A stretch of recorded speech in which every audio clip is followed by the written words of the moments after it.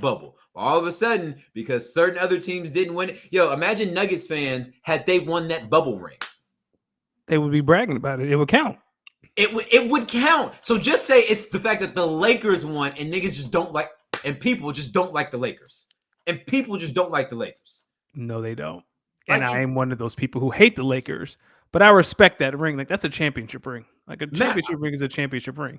Listen, they got to go back to the fans argument. Fans are in the stands. Oh, one argument was, hey, well, fans do impact, player performances, shooting percentages, and all that. Yo, dog, no, they don't. No, they don't. That three is going to either swish or not swish, whether you are in the stands or not. Yeah, I am a fan of that. I say that ring counts. I know people like to discredit that Lakers bubble ring, but I am not one of those people. So I don't really understand how one could say the ring don't count. Here's why. Okay, so let's just say, all right, let's just say this, right? Mm-hmm. Let's just say that someone loses a game 7, like the better team, like in a regular NBA season, a better team has to go on a road, like a team who's, let's just say you're up 3-2, but you got to go to Golden State. Golden State feeds off that crowd. You lose that game 6. You come home for your game 7. Golden State beats you in your house, game 7. Right? Let's just paint that scenario. Right? That's a normal scenario we've seen happen plenty of times. So imagine if there is no travel, there is no crowd affecting it. It is, now your best basketball players have to beat my best basketball players 4 straight times. Four times, not even straight, 4 times. It's basketball in its purest form. And they were saying that essentially that was just summer runs. Dog, that's like some of the purest basketball you will ever find. What? Well, people try to discredit Bron whenever they can. That's more of a Bron argument going forward. Because really that 2020 year was a year where legends won a lot of rings. It wasn't just Bron. Brady won a ring. Was that Sue Bird? Seattle won a ring that year. Yep. Like that was a year for legends was doing legendary shit because that was unprecedented times and it woke up something in them. I agree. Listen, I think the discredit of the 2020 bubble is more of a LeBron hate argument. More LeBron Lakers hate. I would say it's more LeBron than I'm just never going to respect it. All right, cool. Just say that. Because Lou Williams was, I think, didn't he just say something to the effect of, once we realized people weren't going to respect, that's the stupidest thing I've ever heard. So I think Lou Williams said, we took our foot off the gas because we realized that people would not respect us if we won the championship in the bubble. And I was like, what? Yeah, so everyone's saying, oh, the bubble ring doesn't count. No, what y'all are basically, what y'all aren't hearing is Lou Williams basically saying, the Clippers quit. The Clippers got to the bubble and quit. Don't use that as your argument. That's crazy. Listen, how many teams make the playoffs in the NBA? 12? 6 on each side? 16. 16. Yo, all I know is 16 teams had a chance to win an NBA championship. One of those teams decided to walk in there and quit. And ask your favorite team, if they could go back in time and win that championship, would they take it? Ask Portland fans, hey, would you take that bubble ring over having nothing and Dame leaving to Milwaukee?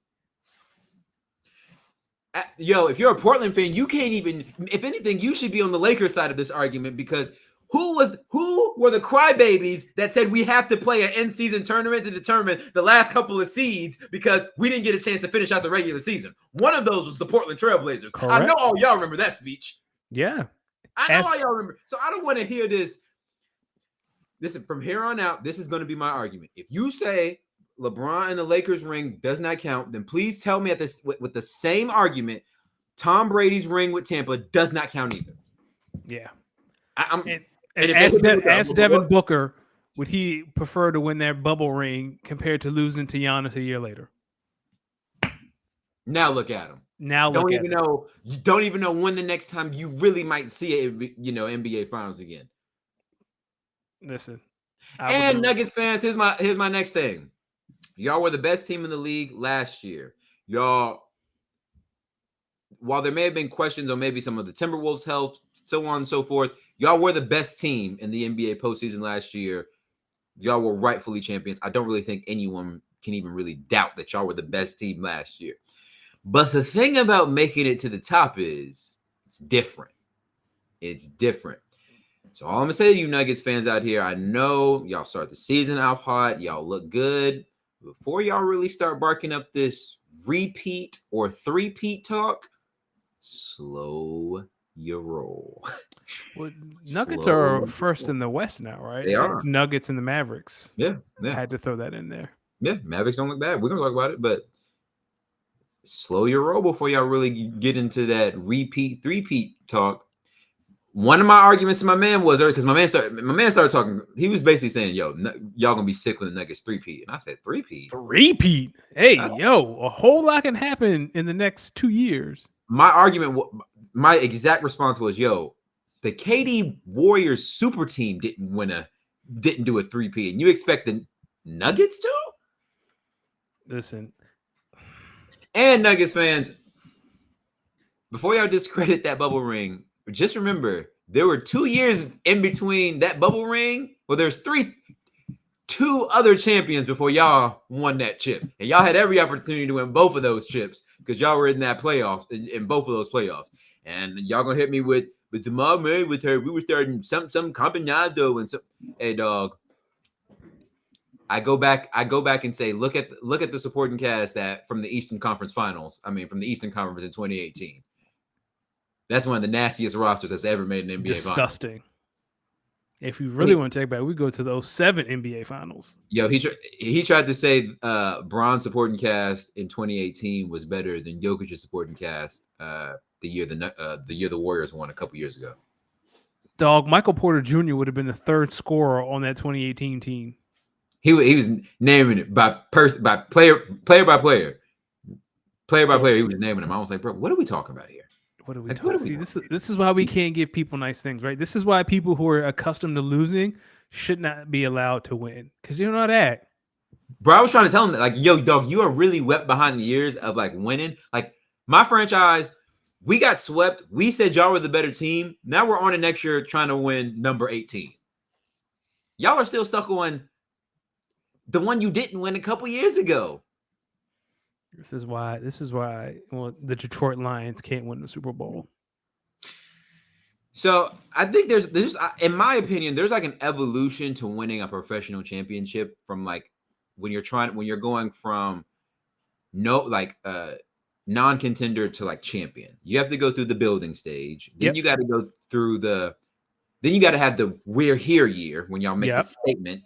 Then you have to go through the okay, now that we're here, we kind of got to figure this out because teams are starting to have to figure us out because we're getting better. You got to go through a few years of that. Then you go through the okay, we figured out how they figured us out. Now we're just trying to figure out how to win. And now you got to go through some adversity. I don't think the Detroit Lions have went through the adversity yet to where the Detroit Lions have been through 30 years of adversity. No, that was in they were bad. Now this is, I would say last year was their here year. This is the okay. Now the league has to start figuring them out yet, and they're in the part of that where like the league quite hasn't figured it out yet. They're still trying to figure it out, but no one has. And I think once they play someone who does, it'll say what you want. Jared Goff has been to a Super Bowl. Jared Goff has been here before. He has, and that might be the most important piece. Jared Goff has been there before. Great point. He has been there before, and he's been playing very, very, very well. So that's a great point. That's a great point. Here's my thing with the Lions, though. I think in the NFC, you look at the Niners. Depending on who you are, I don't look at the Niners like that, but you look at the Niners, the Cowboys, and of course the Eagles. And then I feel like Detroit's that team that's kind of scratching, and they're like, we're serious too. And the top 3 are just like, we'll believe it when we see it. Yes, I'm trying to think of the equivalent they're the Chargers of the NFC. No. Who are they? Who are their AFC? They are the Jags. No, They are the Bengals the year before they went to the Super Bowl. So they're the Bengals Joe Burrow's rookie year because they went to the Super Bowl his second year, correct? Yeah. No, because he blew his knee out his rookie year. No. Didn't he blow his knee out his rookie year against the Commanders? Because Chase Young, that was like week 3. You might be right. It might have been like week 6, 7. I think. You might be right. Yeah. Okay. I got it. They are the Chiefs 2 years before they went to the Super Bowl. So okay. 2 years before they won the Super Bowl. Because you remember they went to 2 or 3 AFC Championship games where Tom beat them on like the last play. Okay. And I think that's where they're at. Because remember, at that last time, Tom beat him like as a Patriot, he re-upped. Then Tom left. And then the AFC has been his ever since. Ever since. I think if you're a Detroit fan, you should be excited. But I think if you're a Detroit fan, a playoff victory, you should feel really good about the season. I mean, they have a chance to get the 1 seed. Like they have a legitimate shot at the 1 seed. If you get to the NFC Championship game, dream season. If you make it to the Super Bowl, hey, fuck it, let's do this. Let's do this.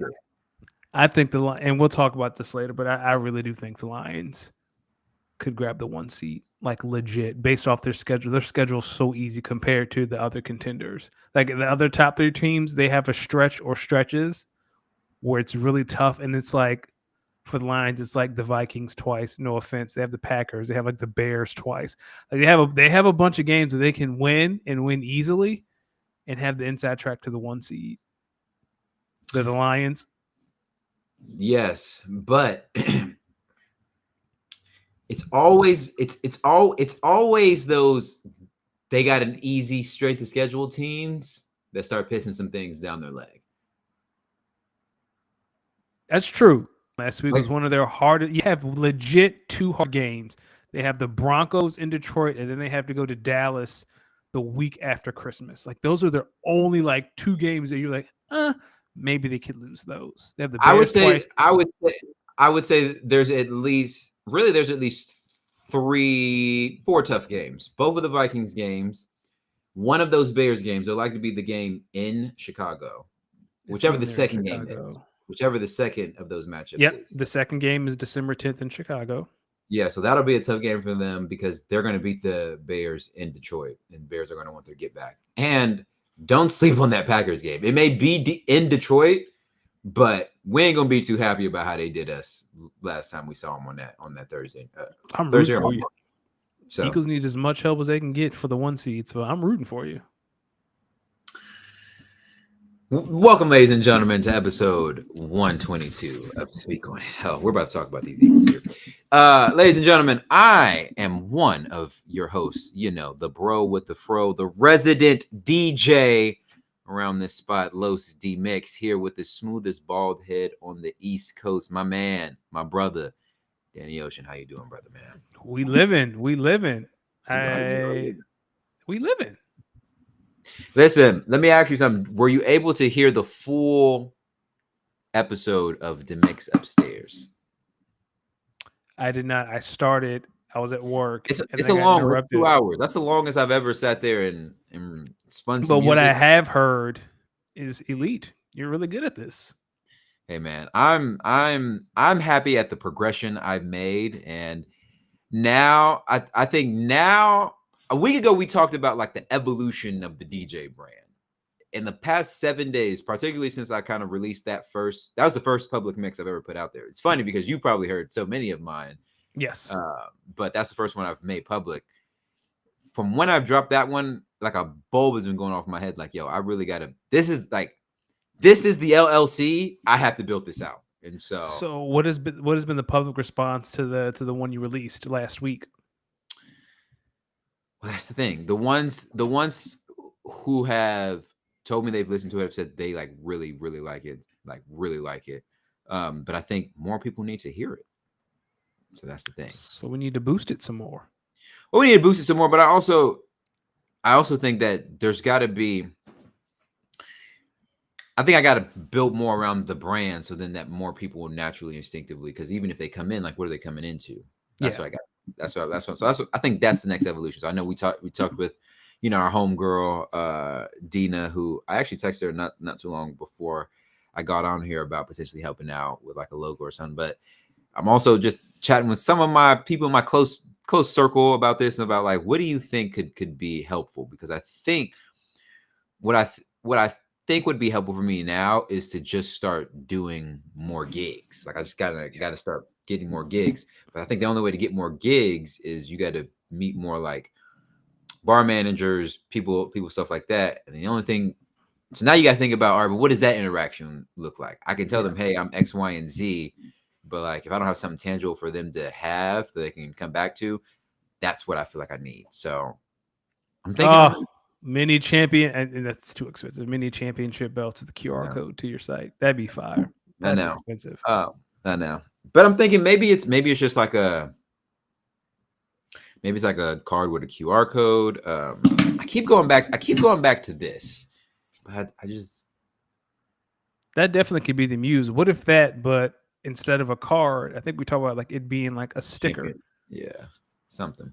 But I also want to keep it in the same realm as like our Speak On It logo, but just maybe with a smidge more like WWE wrestling in it. So yeah, we'll keep it. We'll listen as the evolution comes. I will let y'all know. But I will say if y'all did not hear, or if you don't follow me on IG or on socials, I actually recorded the mix upstairs live. That episode that was live. So if you follow me on IG, you may have saw me go live on like Thursday. That's essentially that same mix. Shout out and fuck you Instagram for starting and unstarting my live. Did it go too long? Yeah, it was going too long. A little copyright. Okay. I gotta get this Twitch set up going. Either that or I gotta really start streaming on TikTok. But the only thing about on TikTok is you need a certain number of followers, and I don't have it yet. Like I need 100 followers. How many followers do you have on TikTok? Maybe like 40, 50, or 60. So we need to build. So why don't you plug in your TikTok right now? Ladies and gentlemen, I'm going to let's plug in all of our socials at the top of the show. Ladies and gentlemen, make sure you're following, first and foremost, make sure you're following the podcast, Speak On It _pod on Twitter, on Instagram, on TikTok. The content is there, people. We are posting. Show us some love. Make sure you're commenting. Make sure you're letting us know what you're fucking with, what you're not fucking with. Make sure you follow the boy, me, at LosDMix. That's LOSDEEMIX on Instagram, Twitter, Twitch, YouTube, TikTok. That is where a lot of my DJ content will be and where I'm going to be posting. So I think once I kind of figure out this full setup for Twitch, y'all will be seeing me live at least once a week. And then hopefully, once I get enough TikTok followers, I can do one Twitch stream and one TikTok stream a week.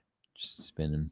We'll see though. How about that? Yeah. If he gets to 100 followers, he will do a live session to celebrate. Yeah, I like it. Is that the people know where to find you, my man. First of all, is that a Black and Mild? Has it been that kind of day? Is that a wood tip or a plastic tip? Take a guess.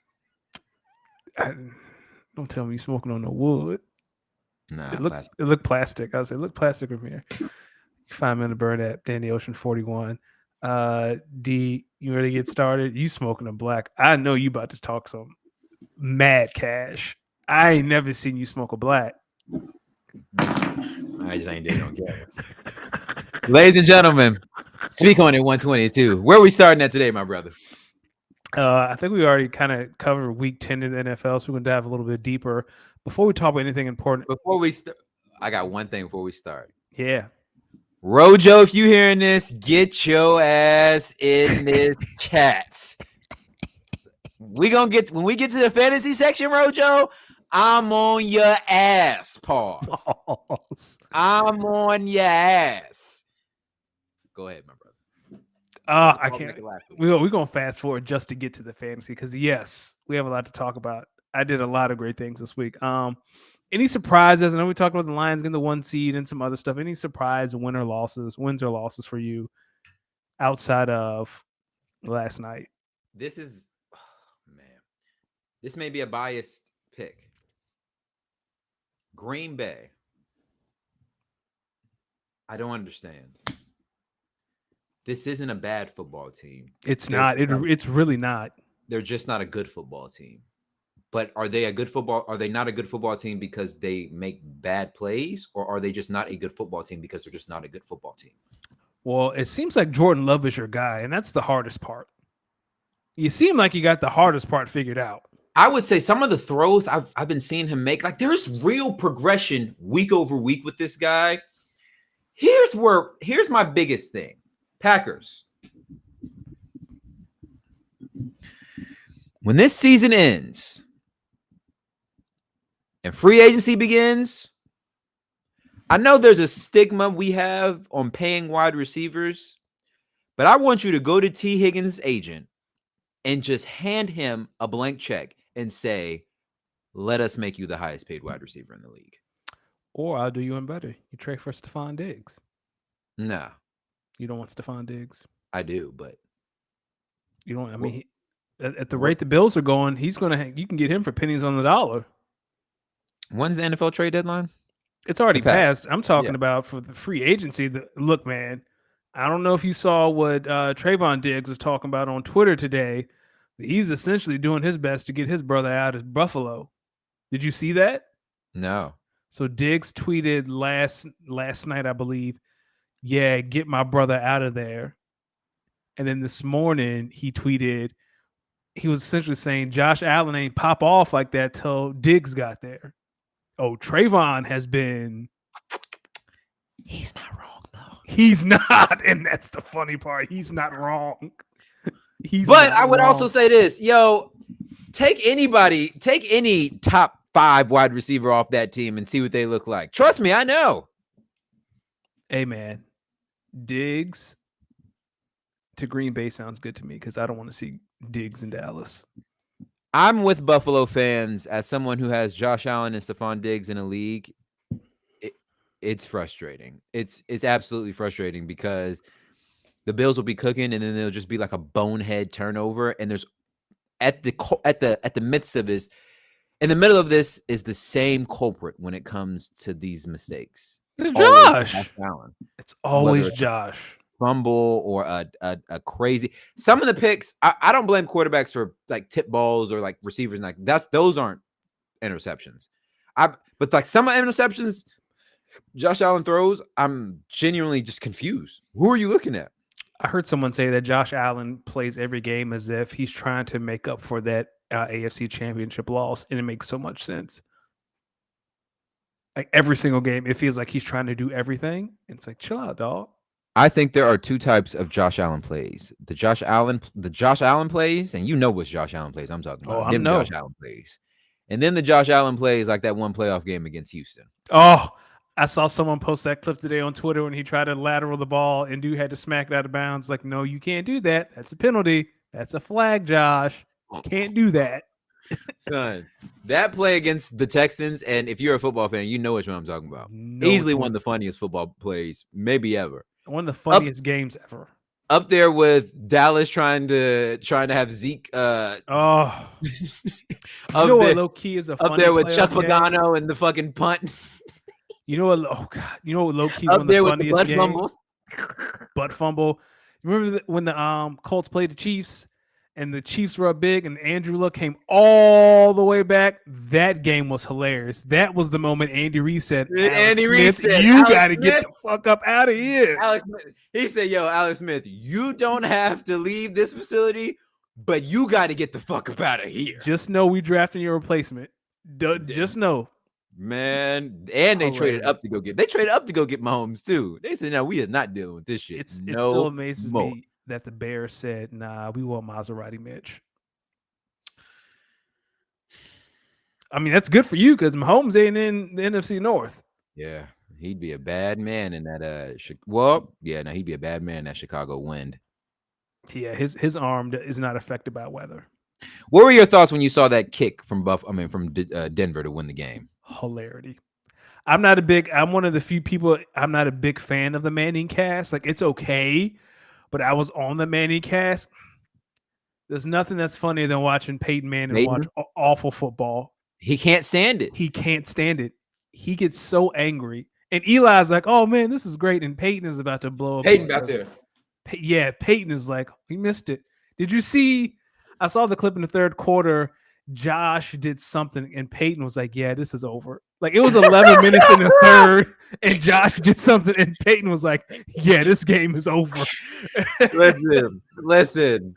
I think every week I'm gonna come in here and say this. If you want to watch like what real like football heads think about football, watch Monday Night Football. You can either listen to Troy Aikman talk about bad quarterback play, or watch Peyton and Eli and just do nothing but watch Peyton Manning. Don't just watch Peyton Manning. You'll know true quarterback play from asinine quarterback play. Peyton be up there like hot. Listen, you know he get hot because he got to start explaining it. He got to get up. You have no timeouts. What are you doing? What are you doing? He get to say an Eli name a lot. Eli, look. Eli, because you know the safety was in the corner, so all he had to do was put it on the other end. I don't know what he's looking at, Eli. Oh, I know the play. I think it was a 3rd and 9. Josh Allen evades the rush. He scrambles and digs this cross in the middle wide open, and Allen missed him. And Peyton was like, "Yeah, this game over.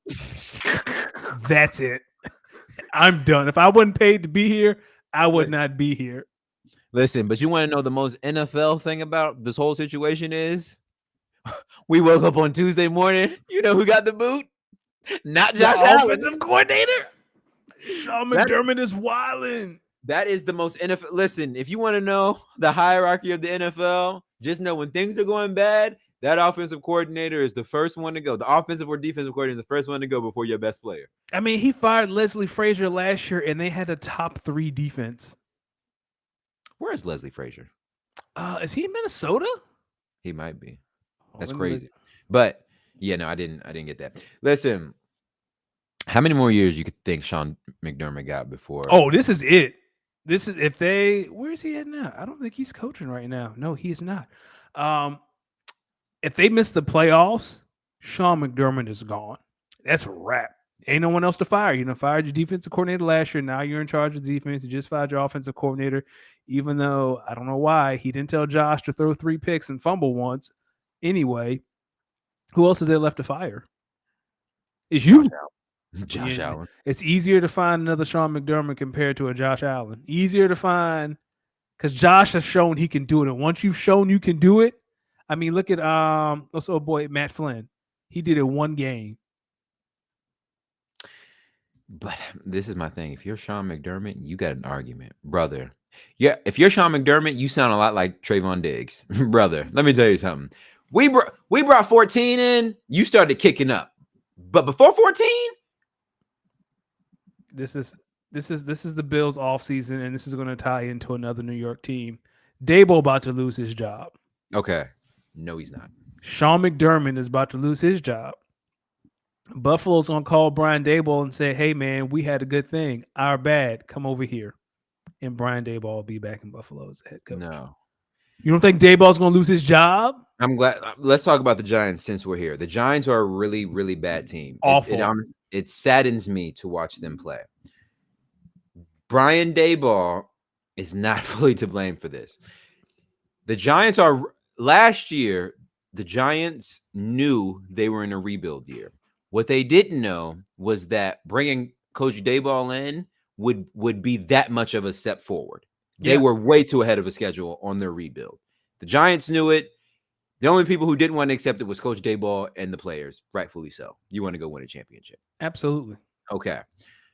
We can accept that, right? The Giants are ahead of schedule. Okay. They were ahead of schedule. They were ahead of schedule. But what happens is when you're ahead of schedule, like they were, you don't get the draft capital that they needed to really help build around Daniel Jones the way they really, really need to. So you come into this year not being able to build the way you should have been able to build in the draft. One, because your scouting department isn't really your scouting department isn't really doing what they're supposed to do. But 2, you're not developing the way you're supposed to. And now you come into year 2. The team is performing how the second year of a rebuild would look like. Here's the thing. Especially after you lose your starting quarterback. You can't get throttled like that. You can be competitive, but there's a play yesterday I saw it was a run play for Saquon, and I tell you the offensive guard is looking in the wrong direction. It's a run play. He's looking at Saquon like he's going to tackle him. No. Brian Daboll about to lose his job. No. The way he acts on the sideline, the ineptitude. It was his. I don't know whose idea it was to sign Daniel Jones to that deal. Someone's head is going to roll, and it's going to be Daboll. But here's the thing: if you're Brian Daboll, how can you judge Brian Daboll's job is offense, right? Right. That's what he was brought in to do. If you're the GM, how can you even judge this team when you really haven't been able to see this offense at full capacity? Because every time somebody's hurt or you don't even have the line to be able to keep your quarterback upright. Daniel Jones is out there in hell, dog. The team wasn't good with Daniel Jones. The team wasn't good with Tyrod Taylor. That's not true. They were good. They won enough games to make it to the playoffs and then beat a division champion. You mean I'm talking about this year? Yes, but that's what I'm saying. You can't. The results of this year are a domino effect of the ahead of schedule that they were last year. They are reaping the misfortunate benefits of their success last year. Listen to some of these losses: 40-0, 30-12, 24-3, 31-16, 30-6, 49-17. You cannot get your ass beat like that. And we barely halfway through the season. You've gotten your ass kicked every other week and not losing like by 3 or 4 points. You're losing by multiple scores with or without Daniel Jones. You cannot do that. But last year when y'all were winning games that y'all may have lost the same way y'all did this year, had some things gone, not gone y'all's way. Y'all weren't saying anything. Y'all weren't questioning my coaching then. 3, 4, I'm trying to count 5, 6 games where you have lost by multiple touchdowns. I'm going to go out on a very strong limb that no other team in the NFL has more than 2. That could be very true. But tell me how many teams cannot be getting your ass kicked like that. But there weren't many teams coming into the season that were probably in a position that the New York Giants are in. The New York Giants are in NFL purgatory from last year, and they are reaping the benefits. the misfortunate benefits of it this year. And then you go look at a team like the Vikings who said, hey, let's go get Josh Dobbs. You could have got Josh Dobbs. The Jets, same boat as the Jets. You could have got Josh. But you're talking about two teams. You're talking about the Jets, who are just a quarterback away. The teams they're a quarterback away. Game one, they lost their quarterback. Now they're essentially back to where they were last year. The Vikings, again, Saleh's job ain't safe. Robert Saleh's job's not safe. Again, I would say, how can you really judge Robert Saleh and the Jets when you haven't even really seen what this Jets team could really look like? For Robert Saleh, it's not that Aaron Rodgers got hurt. It's the fact that you stuck by Zach Wilson this entire time. We know Zach Wilson is not good. It's one thing to try and fail, right? It's one thing to sign Carson Wentz and it doesn't work out. You can go to your owner and say, hey, man, we tried. It just wasn't in our favor. It's we are not going to do anything. We believe in Zach Wilson. Dog, your defense has to hold every professional team to 9 points. Saleh's job is safe. I'm not saying he's going to get fired, but he is on his seat is hotter than I think we recognize. And I will say this about quarterbacks and why organizations stick with them. 32 teams start a quarterback every Sunday. Correct. Not all 32 of those teams have starting quarterbacks. Let me ask you a question. You cut Zach Wilson tomorrow. Who picking him up on a waiver wire in the NFL? Who signing him? Brother, maybe Sean McVay? I don't know. I've seen Sam Darnold and Carson Wentz continuously get jobs. I'm just saying, who out here clamoring for Zach Wilson? Somebody will. Because if they were, they would have traded for him this offseason. Because the Jets would have gave him again. I'm gonna go back and say, teams, you're more inclined to stick with a quarterback, especially depending on the draft capital, because 32 teams start a quarterback every Sunday, but not all 32 have starting quarterbacks. There's probably 13 to 15 legit starting NFL quarterbacks. Let me ask you, there are 32 teams. That means close to half of the league are looking at their quarterback saying, motherfucker, if I got rid of you, I got you up out of here. Let me rephrase the question. Shit might turn around. Who would you take over Zach Wilson? I mean, like, what quarterback would you bench for Zach Wilson? Who? Of the starting quarterbacks? Out of the starting quarterbacks, who would you bench for Zach Wilson?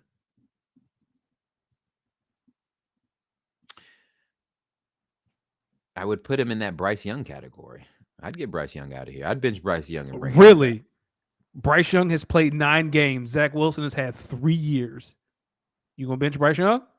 You think Zach gonna do better than Bryce? If I'm in year 2 and Bryce Young really hasn't done anything and Zach Wilson's out there, I'm talking about right now. Right now, who would you bench Zach Wilson for? Well, who would you bench to start? Probably maybe.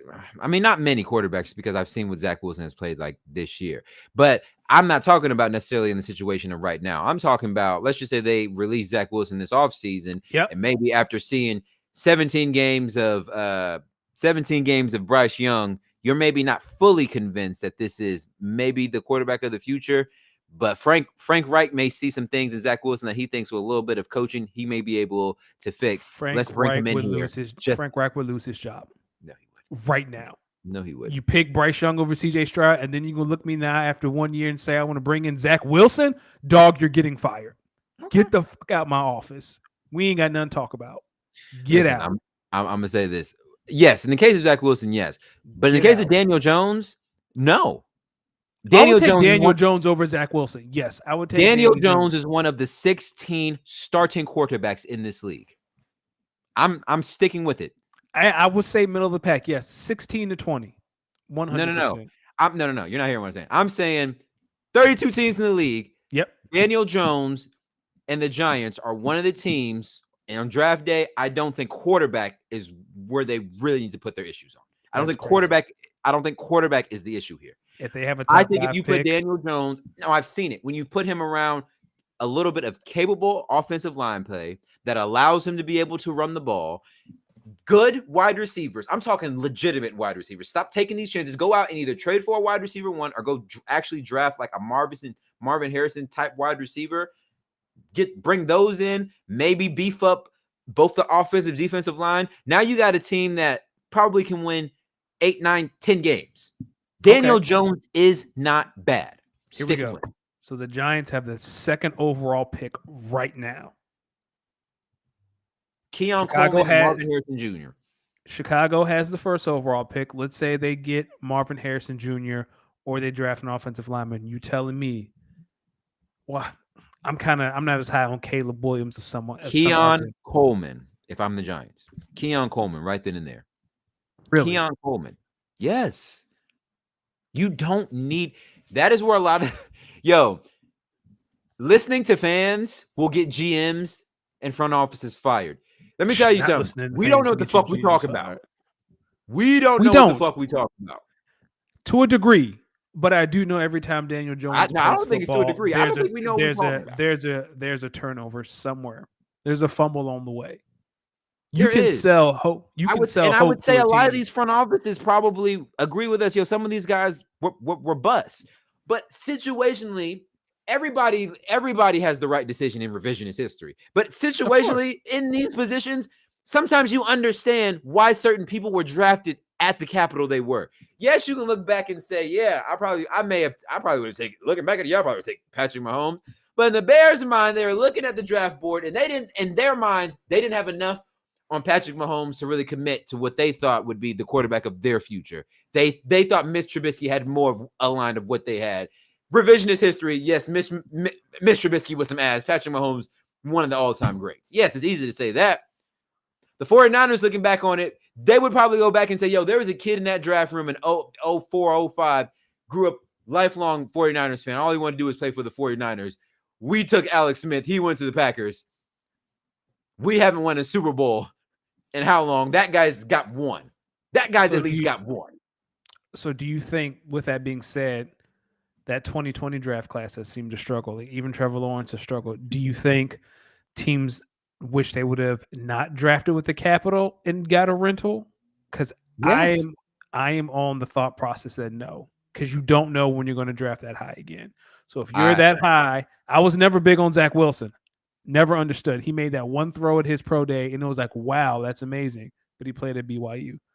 But when you're a GM it's easier to sell hope to fans with a rookie than signing some middle of the pack journeyman. Nah, I think looking back on it, I think teams out. I think QB needy teams outside of Jacksonville are looking back on it, and I think. Oh, I'm sorry. Actually, I might be rethinking my answer the more I think about it. Actually, I do think you're right. I think outside of the Jaguars, I do think most of the teams in that 2020 draft class that needed a quarterback, I'm looking at you, Pittsburgh Steelers. I think they would look back on it and say, I'd go back and I'd take a rental. I definitely think that, because I think when you look at last year's draft class with CJ Stroud, Bryce Young, some of these other guys, and then this coming QB class next year with Caleb, Drake May, some of these other guys, I think if you're a team maybe like Chicago Bears, maybe even the New York Jets or the Pittsburgh Steelers, you may have just waited, because I think the beauty about the vet QB rental is that if they really turn up, now it's a renaissance of their career. You can pay them a 3-year deal. Now you can build other spots. If they're bad, you have a 1-year rental. Get them up out of here, Kawhi Leonard. You're gone. Yeah, but that costs people jobs, right? Again, like if you're a GM and you have the opportunity to draft a young quarterback, as a GM, that buys you 3 years, probably 4. As a GM, you draft a veteran, the team sucks, they're in position to draft a quarterback. What happens to a lot of GMs when they have high draft picks? They get fired. And they bring in a new regime, they bring in a new coach, bring in a new GM. But what happens on the flip side of that when you're the Indianapolis Colts, you bring in Phillip Rivers, y'all fuck around and go 10-6 or 11-5? I mean, they had to pay the bill eventually because the next year they were ass, and now they have Anthony Richardson, excuse me. Like the bill's going to come due with the rental. Here's the thing: like a veteran quarterback is available for a reason. The good ones never get away. Patrick Mahomes is not going to be a free agent ever in his career. Dak Prescott has never been a free agent, and he never will be. The good ones don't get away. There's a reason Carson just signed to the Rams. I'm glad you mentioned Dakota, because have you noticed the sentiment has changed around Dakota? This isn't on our topics, but I'm glad you said it because you brought it up, and I'm noticing it. I've been noticing it probably for like the last month. The POV on Dakota Prescott, mad different. People are giving him his respects now. Yeah, Dak is not a bad quarterback. He just pisses his pants in big moments. Is it he, or is the team just? Hey, who stepped out of bounds on the 2-point conversion against the Eagles? Who gave them a chance to even fucking score that shit? Yeah, but who stepped out of bounds at the 2-point conversion? Because if he did not step out of bounds, it's a game-tying field goal instead of well, tell your wide receiver to create separation, or tell your running back and offensive line to get yards. I'm just saying. He tried to make a play. What happened in San Francisco last year? Short. Yeah. Does Patrick step out of bounds before the goal line? I mean, does Aaron Rodgers step out of bounds before the goal line? Dog, you want to talk about some plays Aaron Rodgers have made that I would? Aaron Rodgers with a chance to go to the Super Bowl on the line would rather try to force the ball into Devontae Adams than run it himself and maybe take a hard hit. I'm just saying. Okay. Stop it. Do you think Jalen steps out of bounds? Has a bonehead play. Do you think Justin Herbert steps out of bounds? And I'm being very generous because you know how I feel about Jay Herbo. Oh, we here. Fuck what you talking about. Akili, my dog. What's up now? I'm playing. Listen, I think there's a hater. There's a bonehead play in every QB's repertoire. Yeah. And I'm glad Bam said it, but Tom Brady was a free agent. Tom Brady was a free agent by choice. Oh my gosh. We're speaking on rookies. How are you feeling about CJ Stroud? Love it. Let's pipe down on the MVP talk. I don't think we're there yet. He's been very impressive. He beat the Bengals, game-winning drive on the road. Definitely offensive rookie of the year. Definitely rookie of the year. We can go there, but MVP, not yet. Based on the play of QBs around the league this year. Yep. why can't CJ Stroud have an argument to be in the MVP conversation? MVP, you got to have one of the best records in your division. In your conference, not division. Excuse me. Conference. Okay, I'm going to go back and say, based on the play of QBs, because we know MVP is a QB award, based on the play of QBs around this league, why can't CJ Stroud be in consideration? I'm just not there yet. And maybe that's me. I just, all I'm saying is Mahomes ain't look like Mahomes. Josh Allen ain't look like Josh Allen. Burrow ain't burrowing. Lamar Jackson's been balling. Lamar Jackson's been balling, but that was a shaky game against the Browns that might hurt his case a little bit because they had that game completely won. Tua and the Dolphins can't beat anybody with a winning record. My man just went into a team that was in the AFC Championship game last year and beat them. And let's not forget Jalen. If you want to throw Jared Goff in there. Jalen what? Jalen Hurts. Whoa, ain't no Jalen who. No, chill out. I knew you were talking about. I'm talking about like for what? MVP? Yeah, MVP. Dog Jake. I don't see know. now what has you? Jalen has been balling on one leg and has the best record in the NFL. He beat the Dolphins. He beat the Cowboys. Okay, I mean, I'm not. I mean, I guess in the context of talking about MVP, yeah, I guess, but he's the odds-on favorite today. He is. He's the odds-on favorite today. Okay. And Bam, I'm with you. I'd rather give it to Tyreek Bam. Now you talking. Now we talking. So now Bam we said talking. that y'all rather give an MVP to a rookie quarterback over a non-QB. I would not. I'm think trying Tyreek Hill. Oh, Tyreek Hill or Myles Garrett or AJ Brown. Yeah, let me ask you something. Yeah. Who do you think is having a better receiving year? CeeDee Lamb or AJ Brown? AJ Brown.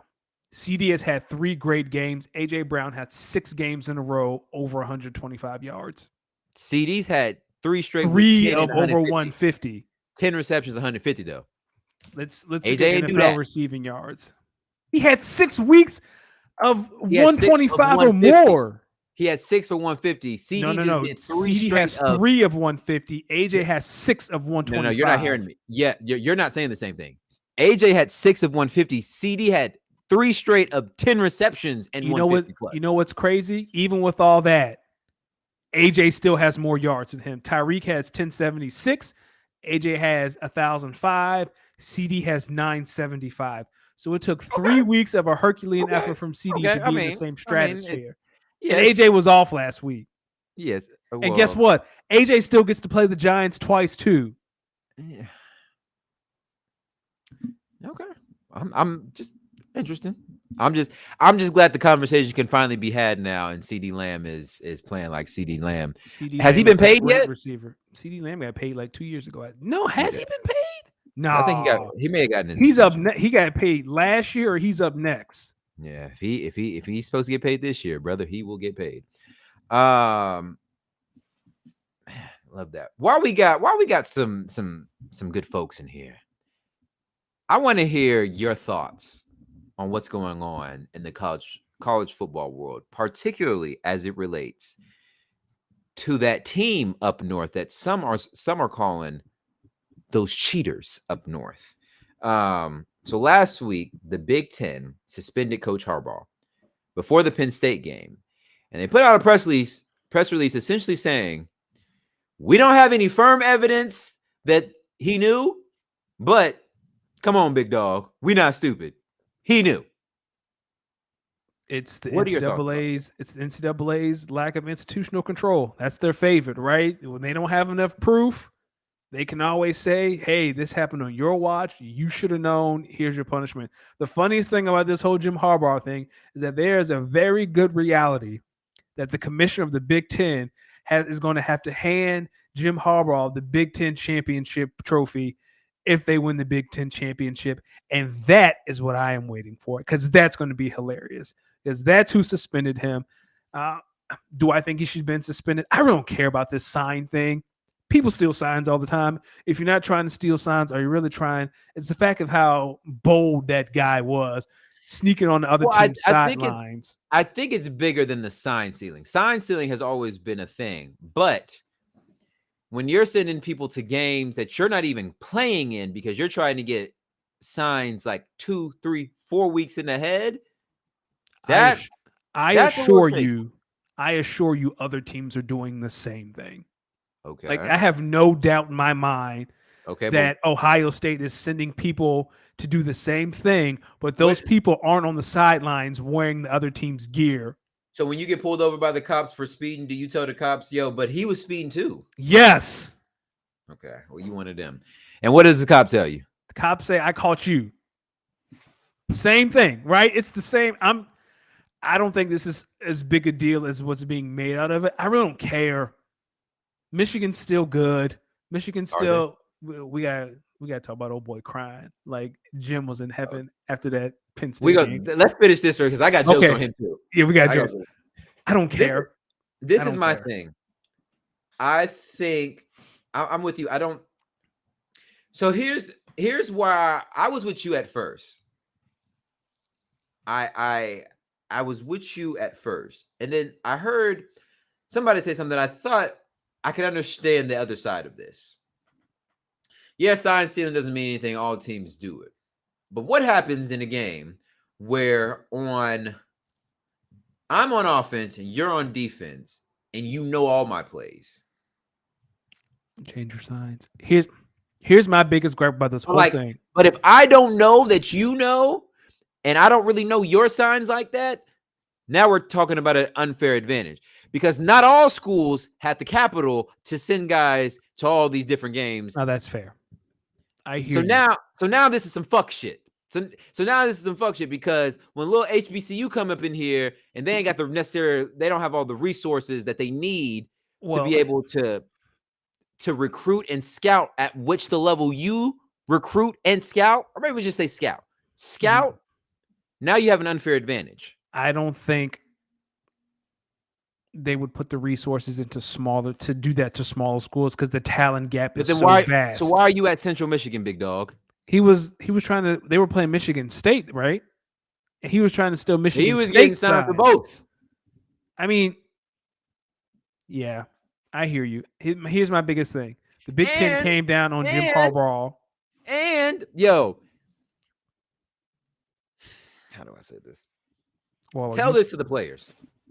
Explain it to the players. I'm not talking about Michigan's players. Explain what you're saying to players on the other team who don't even know that who don't really know what's going on. They don't even know this cheating shit's going on. I would say, hey, there are levels to college football. There's a difference for playing at Central Michigan and playing at Michigan.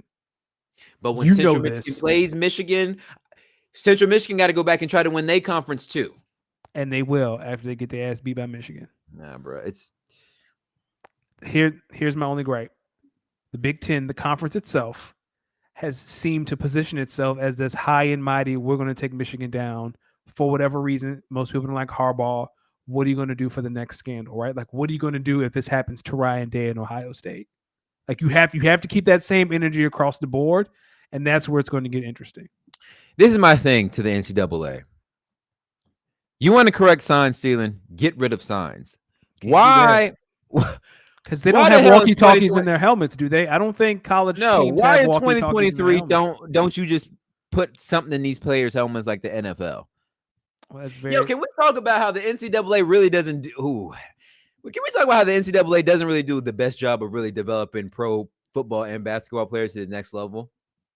Here's my thing about helmet. I mean, microphones inside of college. Who's going to turn the mic off? Like, the NFL has an entire staff that they have hired that they go to games and they work the system. So I think when the clock hits 10 seconds, the mic turns off. The coach can't talk to the player anymore. Who's going to pay for that on the NCAA side of the house? That's where the resources thing comes in. So there's like a resources discrepancy. And that's why it's going to have to come from the NCAA themselves. And you can't buy that. How many NCAA schools are there? Or why doesn't it come from the institutions? Why? You got X many number of home games. You have X many number of home games, but you know how many home games you're going to have. Yo, dog. So when you have a home game, if you're going to use that wired in, well, you have to be able to provide it for your opponents too. If you can't, signs. Well, then if that's the case, then who's going to run, right? Like you can't ask a Central Michigan. They might not have the resources to install those microphones. And do you trust the person? So say it's Michigan, right? Michigan has that on both sidelines. Who's running it for the opponent's sideline? Do you trust that Michigan is going to provide someone? If they'll send a guy to steal signs, what makes you think they won't send someone to sabotage the microphone system? Hell, y'all send all these people to do piss tests. Y'all send them same people to do the fucking communication. Let me tell you something. The more I don't like it. I don't like it. Yeah, I don't like it.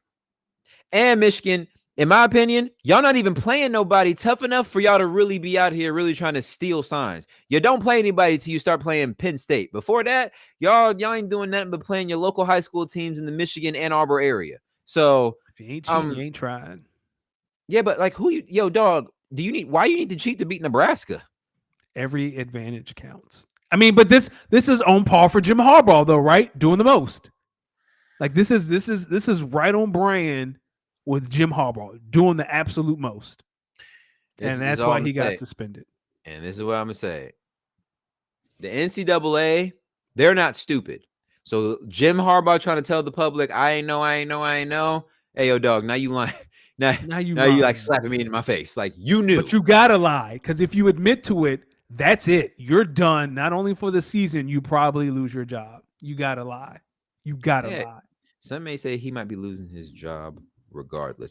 He might be leaving his job to go to the NFL, but I don't know if he's going to get fired from his job. Who's going to hire him and where?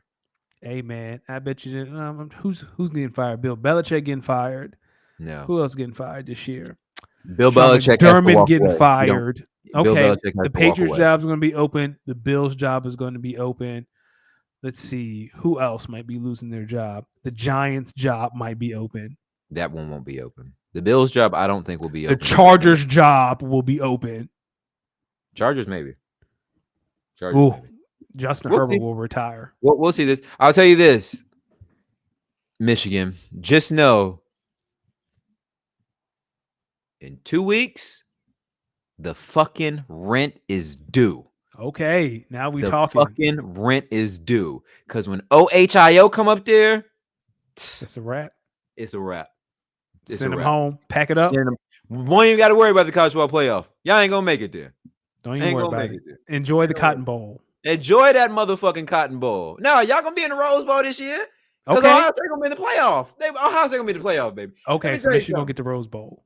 They don't get the Rose Bowl. Y'all not the winner of the conference champion, not the loser in the conference championship game, but Michigan. Who do you think? Yeah, Michigan, because they're going to be the second. No, Michigan and Ohio State are in the same division. So yeah, whoever. I'm saying Ohio State's going to win. The team who loses that game, they'll put them in the mac and cheese bowl, and then they'll tell Michigan, yeah, y'all go ahead and go over to the Rose Bowl, big dog. Okay, y'all go over to the Rose Bowl, big dog. Yeah, let's see who. Yeah, right now it's Iowa. So right now it'd be Iowa and Ohio State. So wouldn't Iowa go to the Rose Bowl if they lost to Ohio State in the Big Ten championship? Nah, I think the committee is going to say we're not putting Iowa in no Rose Bowl.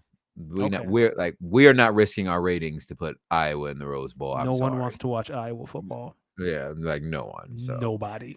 Bam, what happened the last 3 years where y'all was stealing their signs? y'all was stealing their signs. Bam, I'm glad that you're here, though, because that means Achilles here, which means that it is time to talk a little fantasy football. Ladies and gentlemen, we are in our quick hitter section, and we're going to start this off with a little fantasy talk. Hold on. Before I really get into it, I need my talking music. I need my talking music. All right, Dion. Hold on. Hey, somebody play my music. Achilles, come out here to the front. I got something to say to you. Listen, last week, you thought you was slick.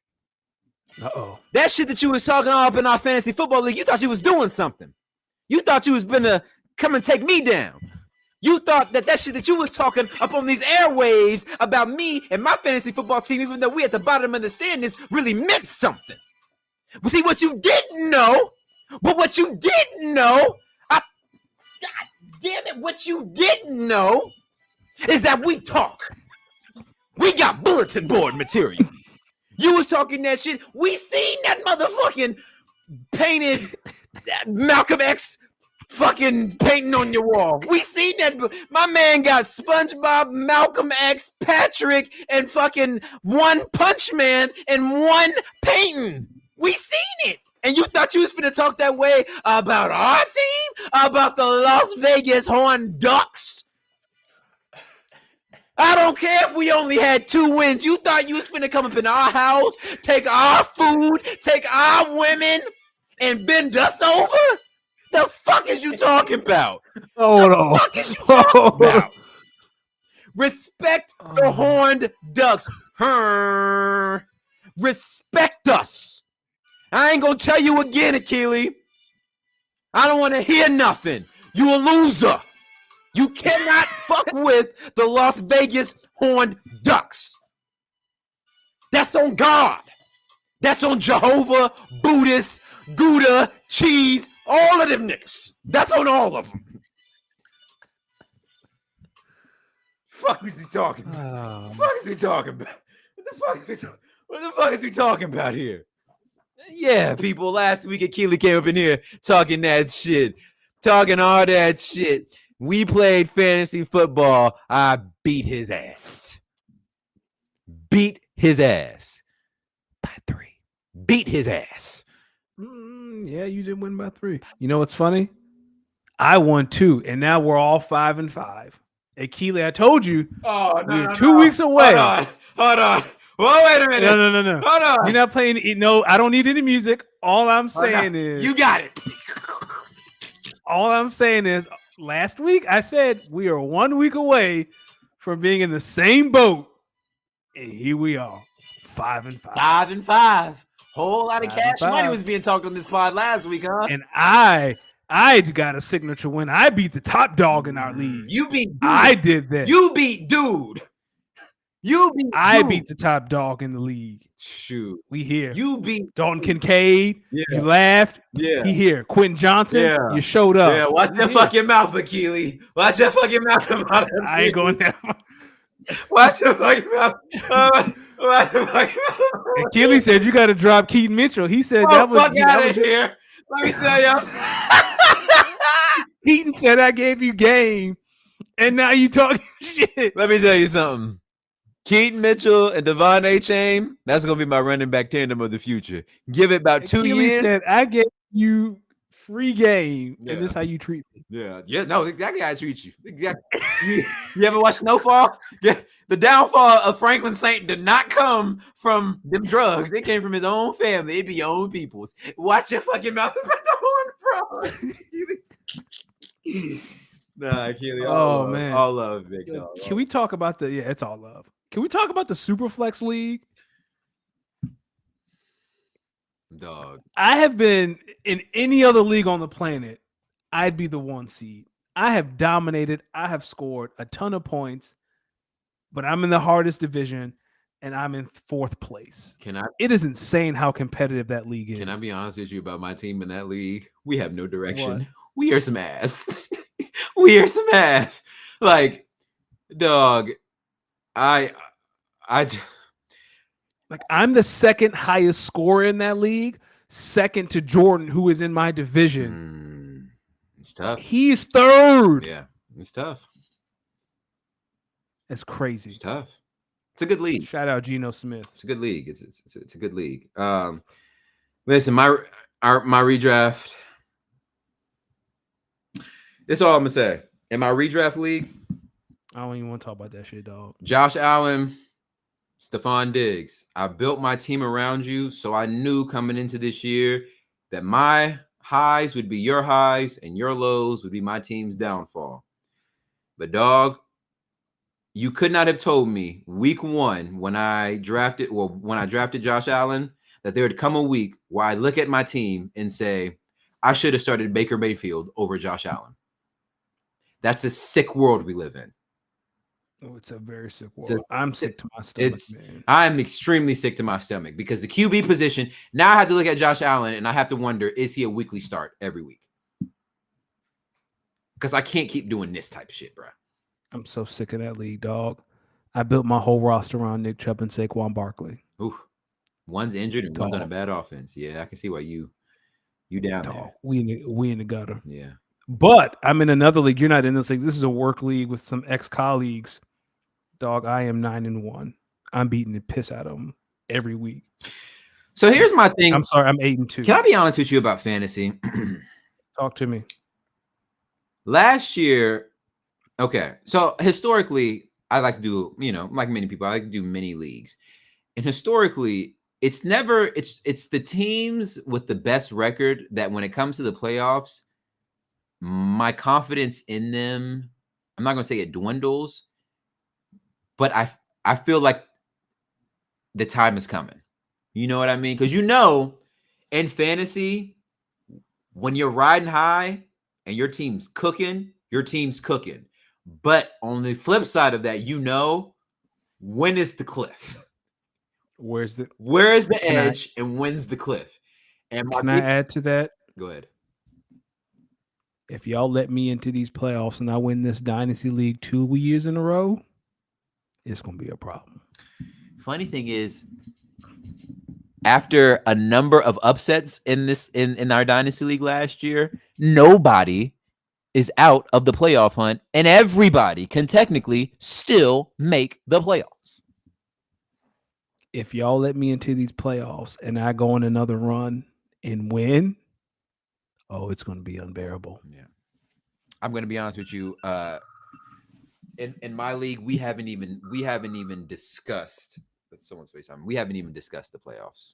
We haven't discussed the playoffs. We're just taking it one game at a time. We have 3 wins. But if we win, we have a few winnable games. Well, I don't want to say win. We have a few games that I think we can win. If we win 1 or 2 of them, we might be on to something. Y'all better not let me win this league twice. I'm going to cook every person except Kyle and Gator J. They have been very kind. Everybody else, D, you have been kind too. Everybody else be cooking. I want to make the playoffs in all honesty because it would then make whoever has my first round pick, they're going to be so mad. They're going to be so, because it's a waste of, well, it's not going to say a waste of a pick, but if you have my first round pick, you probably aren't going to get the first overall pick anyway. So, because you got to win the consolation league. So, all I know is somebody's on a 4-game losing streak. Do you care to name names? No, I don't know if I should name any names, but his name rhymes with yam. It is Thanksgiving and yams are around the corner. Bam. Get it together. I'm watching your team, Bam. I'm watching your team. Speaking of Thanksgiving, this is a friendly reminder. Take that turkey out of the freezer tomorrow. Why tomorrow? It has to unthaw. It takes a very long time for turkeys to unthaw. 2 weeks? The problem is Thanksgiving is next Thursday.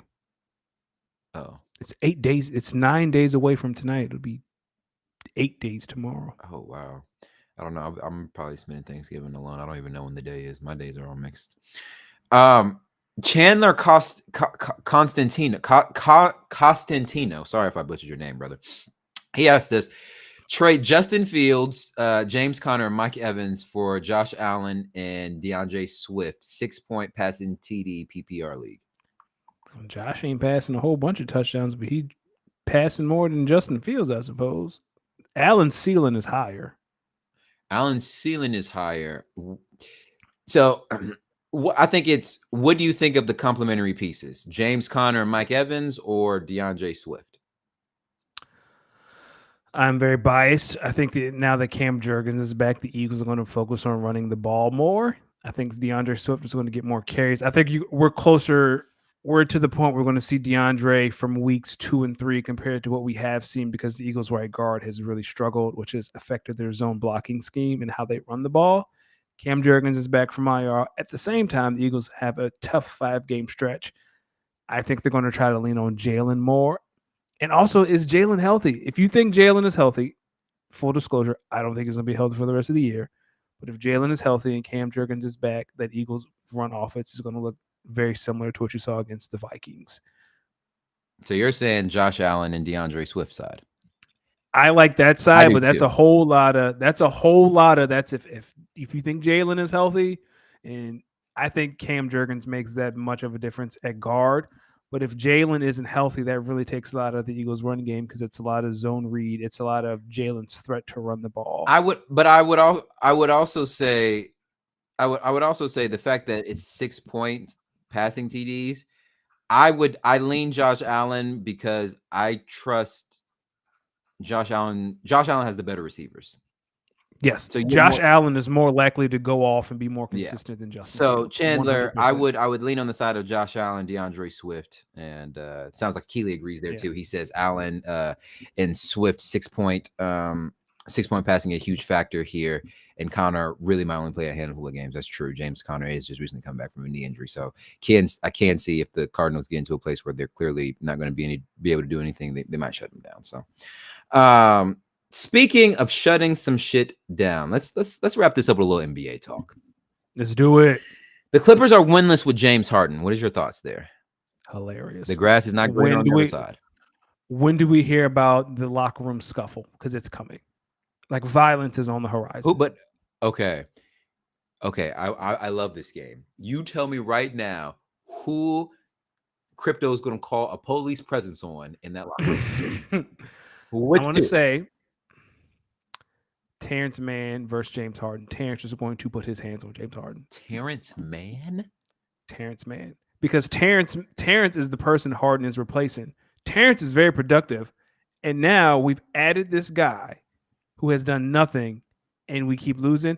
Terrence might say, hey, why is this man taking my spot? That's funny. Or the second one, and this is not advantageous to the aggressor, Zubac versus Kawhi, because Kawhi be talking real reckless to Zubac. Really? I saw a clip on Twitter. Apparently Zubac wasn't posting up, and Kawhi was just like lighting him up. Dog, let me tell you something. I don't know where Zubac is from, but I'm assuming with that last name, he is from a place where it gets below freezing. And people from those kind of places do not like being spoken to any kind of way, no matter who you are. They might call you a word that rhymes with jigga. I didn't say all that. I just know people from places where the temperatures reach below freezing, below zero, do not like to be spoken to in a certain way. And if you are out of pocket, they will not hesitate to remind you of, hey, I came from a place that gets below zero. That's so funny that you would mention that because my first guess was Marcus Morris and potentially Terrence Mann. That's why I saw that. That's the scuffle. I forgot Morris is on the team. I think he's a little longer in the tooth. I don't think he's looking for violence in the same way. I feel like what might happen is he might be cool with like a James Harden, and Terrence Mann might come crazy. And he might, like, Marcus Morris might be like, yo, bro, like, you know, we can figure this shit out. Nah, man, fuck this bitch ass, yada, yada, yada. And like, you ain't even got to say all that. Oh, I ain't got. So what's up with you? You trying to take up for him? We losing. And now it shifts from about our Harden issue. Now I got an issue with you. I'll take it a step further. Instead of Marcus Morris, PJ Tucker.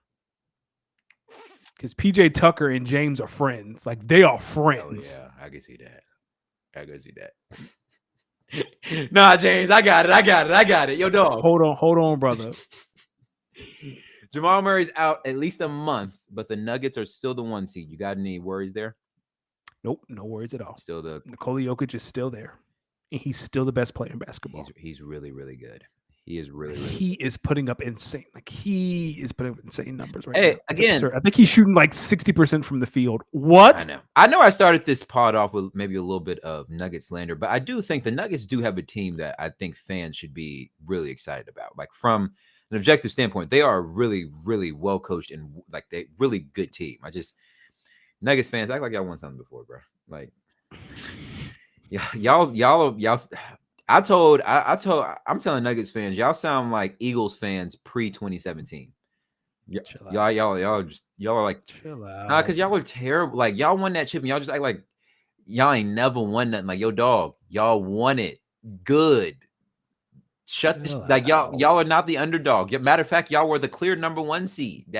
There's no underdog story there. You won your chip. Celebrate it and live it. Like, talk that type shit.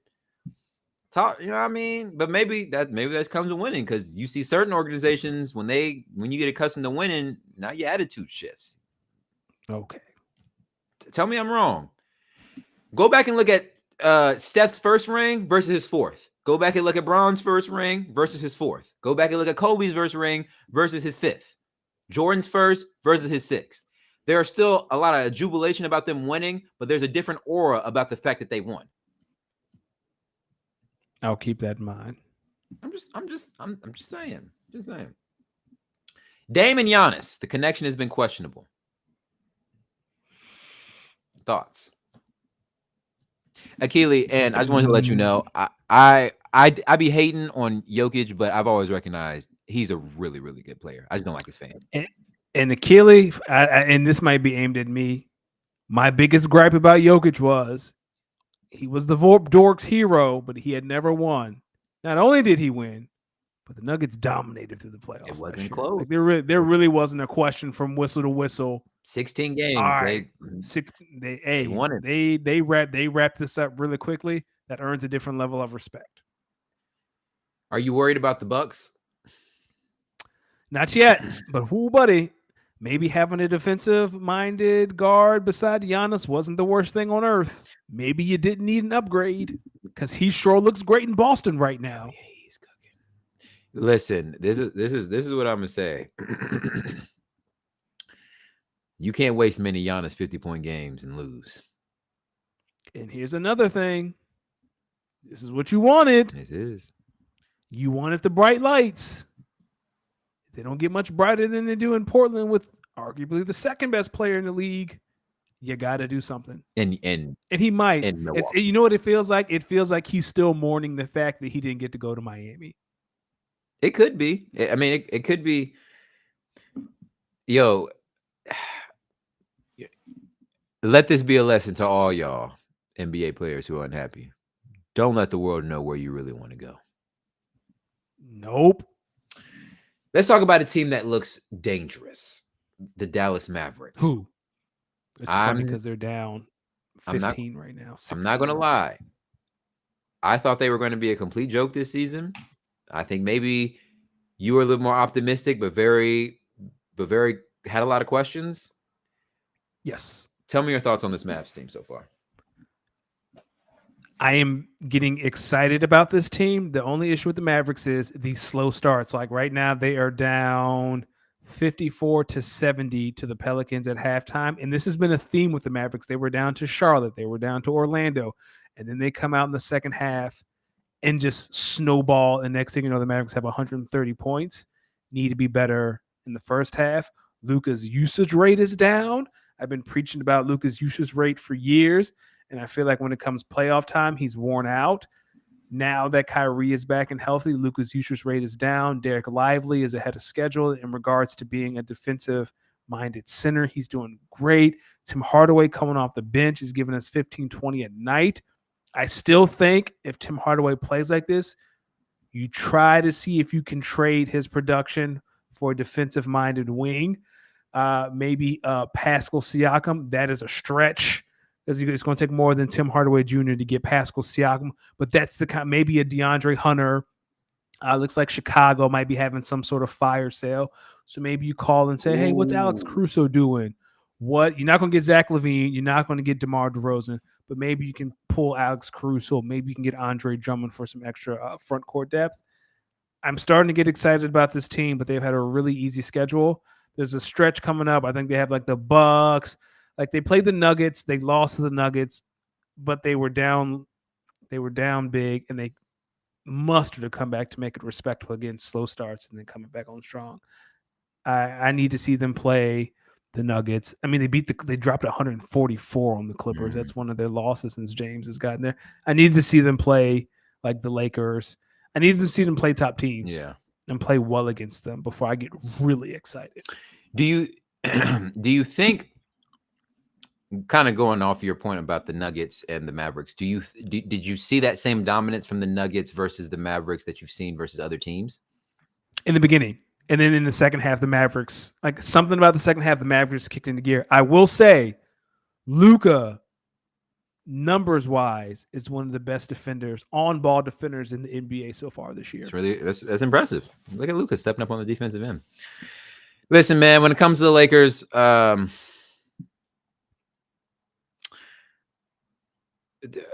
we're just they're just so 500. They're so hot and cold, and I'm not really how we win the game where LeBron's not playing, but the game before that when he's playing, we lose. Here's the thing about the Lakers, and I think we always need to remember this about any LeBron James team, especially at this stage of his career. It's a marathon. It's true. It is 100% a marathon, and LeBron doesn't turn it on until Christmas. Like he starts the season off because he's full of energy. There's a lull, Thanksgiving, Christmas. He turns it on a little bit, and then after the All-Star break, that's when Bron really turns it on.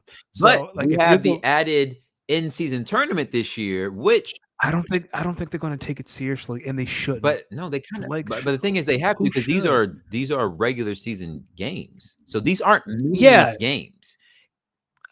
But they don't have as much meat. Would you rather lose these games now? But these are games that these are games that are ultimately going to help determine where you kind of end up in the rankings. Does that matter to you if you're a Lakers fan? Here's the thing. If you're a Lakers fan, you do not want to go to Vegas for the in-season tournament. Those are unnecessary games that LeBron is participating in. Those are regular season games. No, there are extra games. The one in Vegas, the bracket, it's only 6 teams. The final 6 teams go to Vegas or 8 teams and play 2 or 3 extra games. Okay, those 1 or 2 games. Yeah, you might that matters on one extra game, 1 or 2 extra games. For 38-year-old LeBron, we're talking about professional. It matters. We're talking about professional basketball players here. It matters, man. Brother, they're going to at least get at least a week off. We're talking about professional basketball. Come on, we're talking about professional basketball players here. We are, and I agree. I'm just saying, 38-year-old LeBron. I am not buying that there are going to be NBA teams that know these games, that know these group stage games count towards regular season games, that take off these regular season games to then go just because they don't want to have to potentially play an extra game or 2. That's silly. You just rather play the extra. You'd rather just play the group stage games like you are, the regular season games, and then if you make it to the tournament, then you figure it out from there. I think the in-season tournament is going to benefit teams that know they aren't good or teams that have a lot of young players. We talked about this, right? It's going to be an opportunity to see your team in a playoff-like atmosphere. And I think that's going to benefit the Rockets and the Spurs. Lakers don't care. But so here's my thing. In order to get to that stage, you have to win games. Yeah. So so now I'm talking there are 8 teams that make it to Vegas. But you have to assume, there are 8 teams that make it to Vegas. Here's my thing. So now, do you think if it's a rest night for LeBron and it's an in-season tournament game, they're like, "Oh, Bron, you got to play. This is for the in-season tournament." No, they're gonna say LeBron. Or if AD is I'm at 80%, you think all right, AD, tonight, you're playing whoever. This is in-season. We need you to kind of ramp up. I don't. In these group stage games, again, I'm mostly talking about these group stage games because those. Yeah, me too. These group stage games are just. They're looking at them as regular games, regular November games that count to their in-season games. So I think they approach them the same way they do regular season games. It's just once they figure out, hey, hey, we actually made it out of the group stage. Now we're actually going to have to go to Vegas. That's when I think there may be some combos of what this looks like. But even then, you ask the players, they're going to just want to play. They're going to want to play because now you're adding a new challenge. And you have to remember, these are professional athletes. So when you give them something new and tangible that they could win, they're going to get up for it. They're going to get up for it. And on your point on younger players, again, you have to remember, in my opinion, the 8 teams will be filled with the top 6 teams in the league, plus 2 teams who played really well in the group stage round. So it could be a young team that kind of found their stride on the Wednesdays and Fridays, or it could be a bad team who just so happened to randomly win their games on Wednesdays and Fridays, and now they're out of the group stage. But there will be 6 teams. There will be 6 teams. No, there will at least be 4 teams in there that will be the cream of the crop. I expect the Bucks to be there. I expect the Celtics to be there. I expect the Sixers to be there. I expect the Nuggets to be there. Truthfully, I'm expecting the Mavs to be there, and hopefully the Lakers can be there. And my question to you is, what good is winning the in-season tournament if you don't win the NBA championship? Well, there's only one. What's the point of playing 82 games if you don't win the NBA championship? I'm just saying, these jokes gonna fly if the Nuggets win the in-season tournament and then turn around and lose, let's say Phoenix doesn't make the in-season tournament and they lose to Phoenix in the Western Conference Finals. Oh yeah. Well, I think in that case, personally, who gives a fuck what the couch point guard got to say or what Skip Bayless got to say? In my opinion, like who gives? Like, and I was kind of trying to convey this early when I was having an argument with someone, but I realized that not every sports fan thinks like this. Like there are some sports fans out there that really think we as fans really have an impact on this, on like the outcome of games or matches and like sport and like professional sports. And we don't, like, we do not, like, we as like we as consumers of this product are just that, consumers. We have no out. We have no out. No, nothing that we do affects the outcome of this game. So I've always thought that that's funny that there are really people out there who really think that, yes, they may feed off the energy of the crowd, but okay, here's my thing. I think this is a legitimate argument. If we as fans made as big of a difference as a lot of people out here like to think, then wouldn't you think every home team across every sport would always win their games? Right? With that same logic, no home team would ever lose any sporting event ever. Why? Because you would then just feed off the then crowd that's then inspiring you to win. Now, what do we see happen, particularly in college sports? The crowd environment, they do really feed off that, and it could fuel the players. But I've also seen good teams go into good stadiums and kick somebody's ass in that team. I mean, in that team stadium. And I've seen bad teams come to good team stadiums and kick a good team's ass in their stadium. What? So what do you say? You know what I'm saying? I maybe it's the realist in me, or maybe I have some real detachment issues. Maybe I'm jaded. I thought I was a delusional sports fan, and then I realized, no, there are people who are really more delusional than I am about my sports teams. Like, there are some Bengals fans out here, or Ravens fans out here, or Seahawks fans out here that really think they're on the path to championship glory. And I don't know. Sorry to burst your bubble. No, it's not to really go ahead. Oh, that's all I got. Oh, you were saying to bust my bubble? No, it doesn't really. I mean, again, I just think I'm a little jaded. Maybe it's because I've been a Packers fan, and so like there have been some years where I really thought that they were the team to beat. A lot of 13-3 years, a lot of 12-4 years, a lot of 11-5 years, and you're thinking this is the team that's going to win the Super Bowl, or this is the team that's going to win it all, and then they end up getting beat by a lesser team, or your team loses to a team that never scores an offensive touchdown, and then you just like wondering, like, yo, dog, there's nothing we could have done. They were just a better team. That's my rant. That's my rant. I don't know. That's my rant. Danny, anything else before we get up out of here? Hopefully the Mavericks can follow suit and win another game in New Orleans. Listen, people, make sure you follow the pod at @SpeakOnIt_pod on Twitter, on Twitch, on YouTube, on TikTok. Make sure you follow myself and Danny, my Insta and all my other socials, YouTube, TikTok, Twitter, Twitch, Los Demix. That's LOSDEEMIX. Before I give it or pass it to Danny, Akili, watch how you speak on the Horn Ducks. That's our new sound. That's my new team. That's hilarious. Find me on the X app. I want you to know, Akili, that's the clip too. That is the social clip. That's definitely the social clip. There's nothing else that fits. Find me on the X app, Danny Ocean 41. Again, follow us, @SpeakOnIt_pod, X, Twitter, Instagram, TikTok. I'm about to sneeze. Oh, bless you. Oh, we saved it. Remember, send us emails, speakonapod14@gmail.com.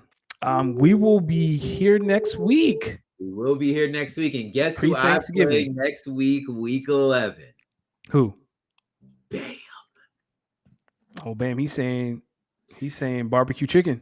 Now, bam. I remember that week 2 loss. I lost by only 5 points. So don't act like you know what I mean. We coming for that ass. Pause. And on that note, yo, bam. Before I play you next week, just make sure that you're in a car where you could actually stretch all the way out in. Thank you all for listening. We really appreciate your support. I can't believe you just said that. Y'all have a good night.